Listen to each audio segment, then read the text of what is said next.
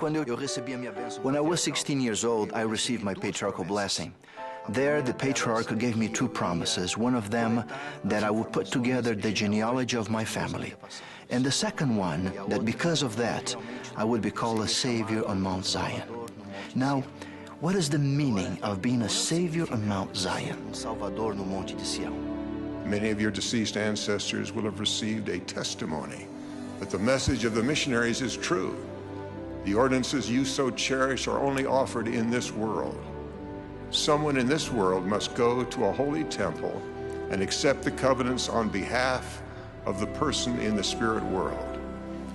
That is why we are under obligation to find the names of our ancestors and assure that they are offered by us what they cannot receive there without our help.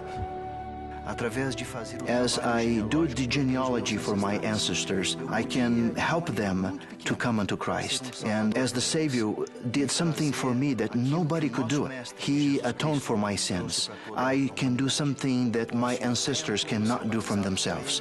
I can go to the temple and bring them into Christ. And by doing this, I fulfill the promise that I'll be a Savior on Mount Zion. The temple has been powerful for my children, my family. We did work for the dead. I took all my children again to do baptisms another time, and the ordinance worker certainly didn't know much about my family and who we were bringing in. He said to my children, many of the people for whom you will do work today lived hard and bitter lives. Many of them died believing God had forgotten them. But today you will show them that God has not forgotten them.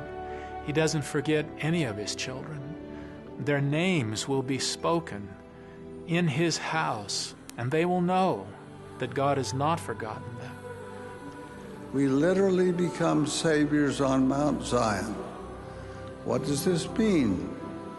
Just as our Redeemer gave His life as a vicarious sacrifice for all men, and in so doing became our Savior, even so we, in a small measure, when we engage in proxy work in the temple, become as saviors to those on the other side who have no means of advancing unless something is done in their behalf by those on earth.